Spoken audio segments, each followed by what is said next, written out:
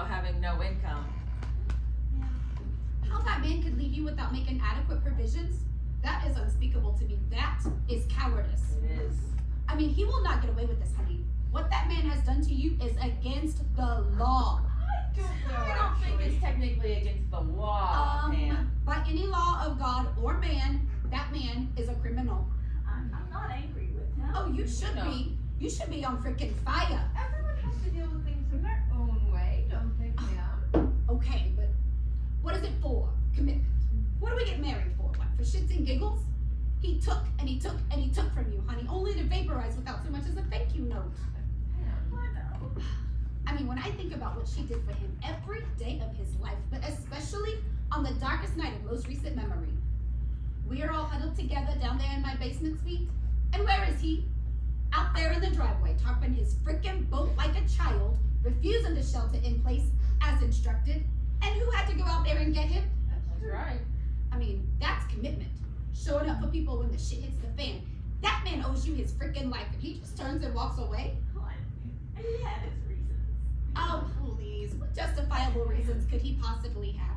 Ooh, and may I also say, I'm pretty sure he is a sociopath.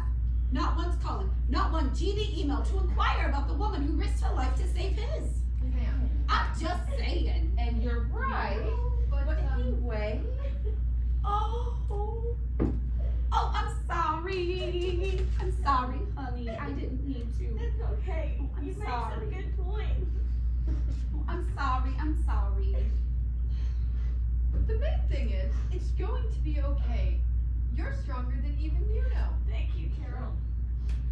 It really is true, Beth. I can still picture you out there in that storm, giving that man a fireman's Oh, lift. that's Oh right. my goodness, so amazing. You're very powerful. We were all powerful that night, Pam, most of all. That's True. true. Pam's amazing. What are you talking about? Come on, Pam. You know you were the hero of the storm. You saved us. You and your tricked out disaster suite. I honestly don't know why everyone doesn't reinforce their basement. It's the simplest thing. And you never know when you're gonna need a refuge. Simplest thing. You have a police scanner on top of your wet bar. But you never know when you're gonna need the scanner. You gotta keep up with that. That's where all the real news is. I remember you had the Weather Channel coming into your Bluetooth, a flashlight in one hand, a Fresca in the other, and you still managed to keep those kids under control. Please. I would not go through that again with those kids. The first step on my new disaster plan, kids to my sister-in-law's in Pennsylvania. Oh, do you remember the sound that came out of them when the lights went out and the freaking Xbox died? The Keating. You would have thought they'd been hit by a falling tree. Mhm.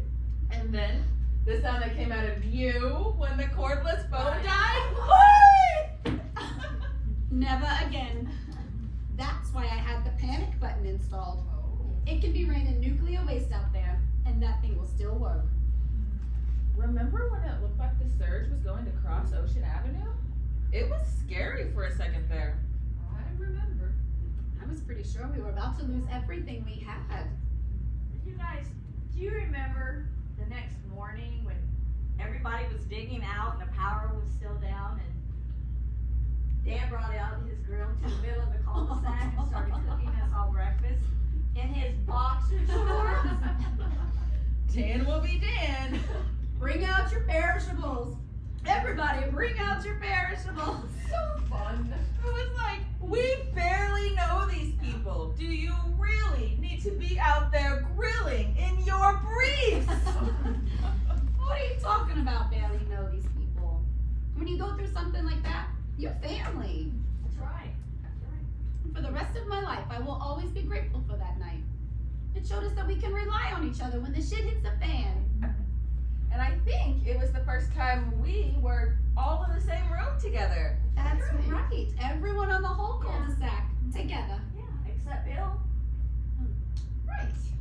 Except Bill. Well, only because he missed the last train. Right, only because he missed the last train and he got stuck in the city, but by no fault of his own. It's so sad that he missed the last train, got stuck in the city, and missed all this togetherness. Yes, it was. It was very sad. tea, anyone?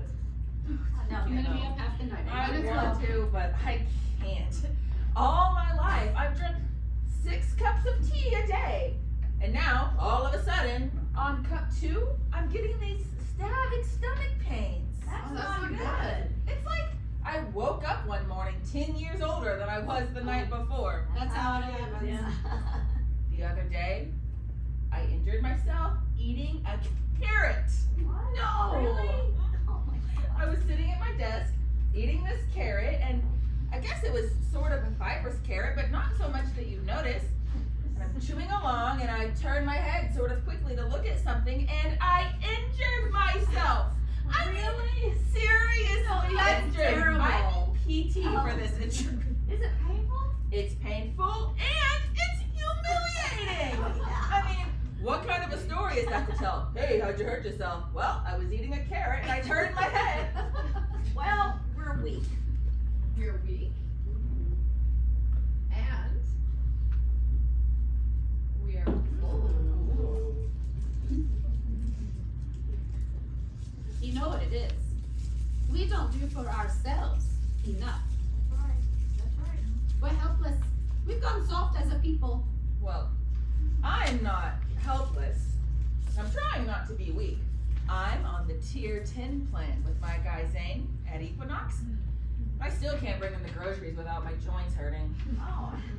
Well, you guys, I hurt myself meditating the other day. What? How? You did? Are you sure you're doing that right? I think so. I mean, I was clenched up tight like you're supposed to be with my arms and legs crossed, and my eyes clenched tight, and focusing really hard on my syllable. After sitting like that for about 50 minutes, I don't know, I could barely get up. Your problem is the clenching. Oh, isn't it always? But she's right, honey. You're supposed to relax when you meditate.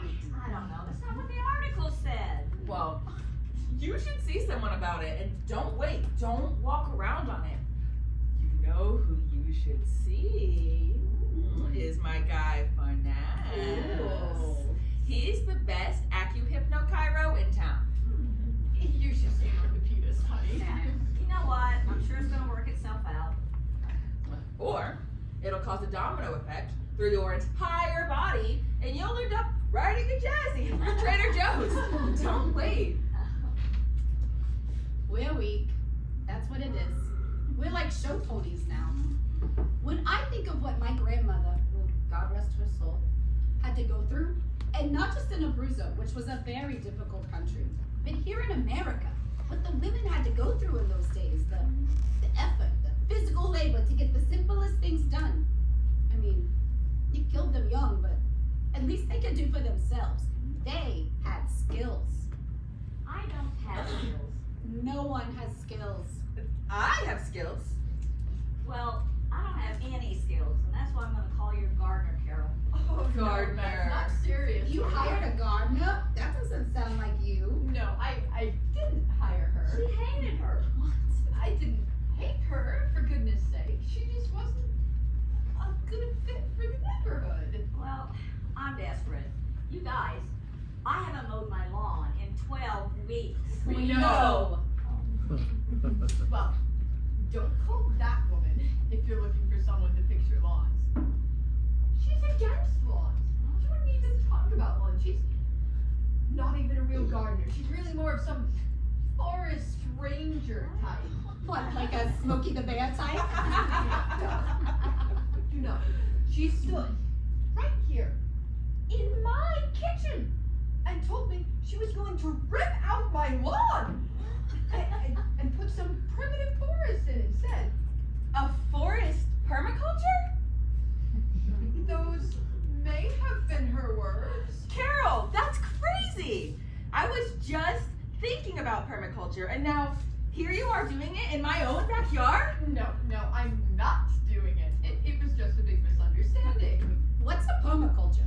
Does everybody know this but me? I don't. It's some kind of primitive forest. ritual that- A permaculture is a type of garden that mimics a natural ecosystem. Each plant in a permaculture has its own role and function, and everything you plant in it can be harvested for food, fuel, or medicine. Got God, Renee, you sound just like her. Yes, no thanks. Told you I had skills. I mean, this is my whole thing. You know, I lived on a permaculture commune back in the day. But if it's on your radar, Carol, it must be more on trend than I even knew. Maybe this should be my next pitch for the sustainability sidebar. Oh, Renee, no, you wouldn't. If Lisette will go for it. The last thing I want to see when I open my nice copy of HGTV is a bunch of pictures of milk fetch and pawpaw. Pawpaw? What the hell is a pawpaw? Some kind of mango or No, cactus. a pawpaw is an indigenous fruit tree that used to grow all over this country. No one really plants it anymore because the fruits sort of look like big swollen glands. But no, it's a wonderful native species and it deserves to make a comeback. She does pawpaws. I'm gonna call this woman, and you should too. You, Pam, of all people, would love permaculture. It's all about producing the maximum amount of fruits and veggies so you can feed your family off the grid. Very DIY. I do want to feed my family off the grid. You know what? Call her. All of you, call her. But, full disclosure, not only did she threaten to rip out my lawn, she also hit on me. So she was a... Yes, she was. Oh, well, how do you know she was hitting on you? What do you mean, how do I know? I know. Did she talk dirty to you? Ooh. What? No. Did she flash you some sort of signal? Sometimes they use signals. She just, I mean, granted, it's been a while, but I think I'm still capable of discerning when someone is hitting on me. Did she know you were married? Yes, I mentioned it several times. Oh, I do not approve of that behavior. Gay? Not gay? No.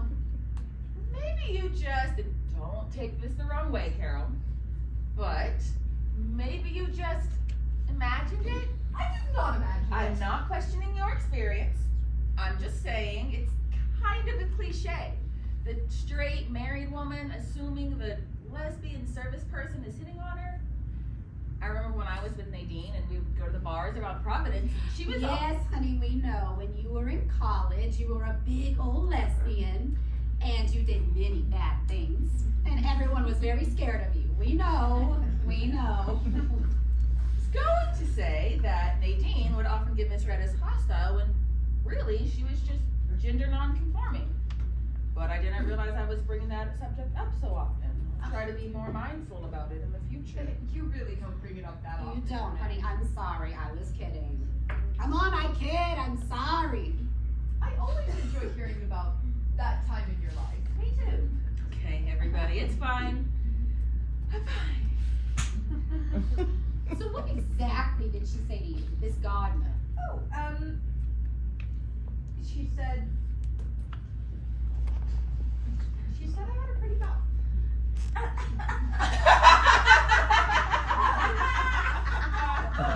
That's nice. I mean, that's nice, but that could really go either way, right, Renee? Oh, well. Either way, it's nice to get a compliment, right? Yeah, that's right. I guess. Well, I think I can feel safe calling her. She's not gonna violate me out of sheer animal lesbianism. All right, stop it. Oh, and I agree, honey. You do have a pretty mouth, but I also am not going to violate you. Stop it, both of you. Come on, we're kidding. Kidding. Come on, let me get her number. You know what? I don't think I even kept it. 802 6 24